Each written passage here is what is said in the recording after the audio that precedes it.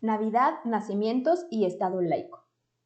Recientemente saltó a la opinión pública un caso que parecería superficial, pero tiene un trasfondo profundo sobre el laicismo de nuestro país. El tema surgió a partir de que el ministro Juan Luis González Alcántara atendió una petición y presentó un proyecto de resolución ante la Suprema Corte de Justicia, la cual busca la prohibición del uso de recursos públicos para la colocación de pesebres y nacimientos en el municipio de Chocholá, Yucatán. En nuestra cultura política se ha normalizado que las autoridades de todos los niveles de gobierno participen en algunas tradiciones y destinen recursos del erario a su realización. Estas pueden ser de corte popular, por ejemplo, carnavales o fiestas comunitarias, o religioso, como es el caso de algunos elementos de las fiestas navideñas. Por su parte, los nacimientos y pesebres que suelen colocarse en muchas plazas públicas son expresiones claramente religiosas.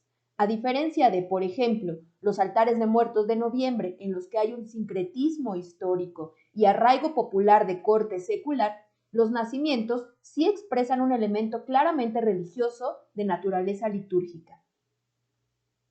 La complejidad de este debate radica en identificar si los nacimientos y pesebres son incompatibles con el laicismo consagrado en las normas y en la cultura política de nuestro país.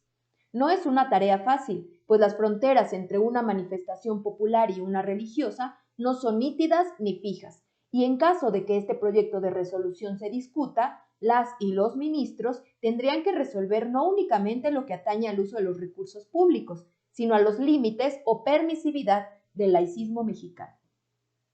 En nuestro país se construyó un laicismo restrictivo hacia la participación política de los prelados y autoridades religiosas de la Iglesia Católica, la institución opositora a las transformaciones del siglo XIX y a la Revolución Mexicana.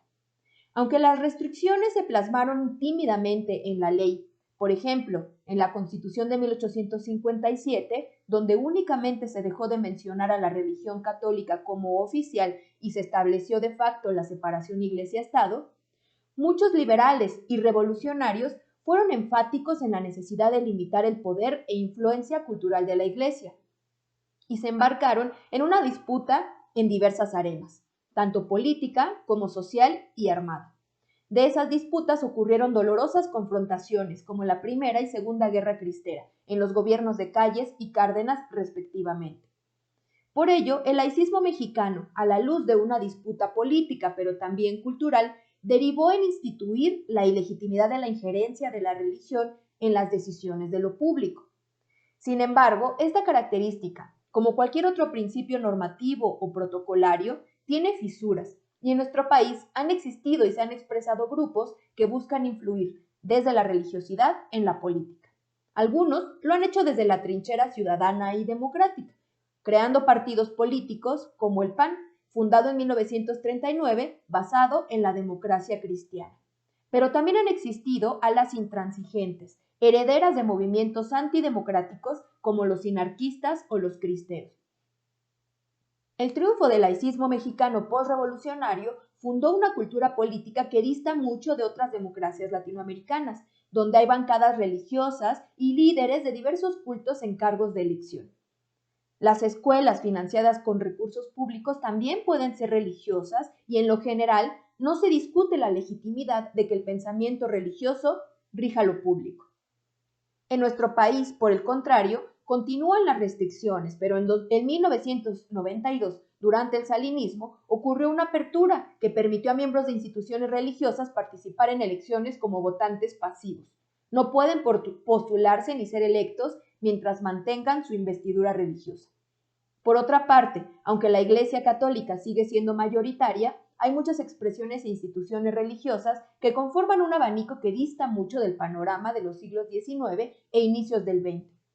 En este marco, la discusión sobre los pesebres y nacimientos, aunque parezca irrelevante o superficial, resulta muy interesante y puede sentar las bases de un esquema donde debería tomarse en cuenta que a nivel global algunas alas intransigentes de diversas religiones de raíz judeocristiana se han incorporado a las filas de la ultraderecha global, la cual abiertamente está interesada en influir en la política de toda América Latina, incluyendo México.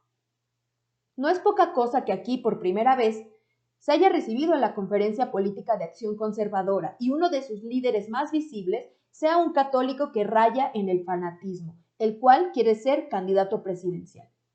Los límites de nuestro laicismo se van construyendo a través de que continuamente discutamos sobre su naturaleza.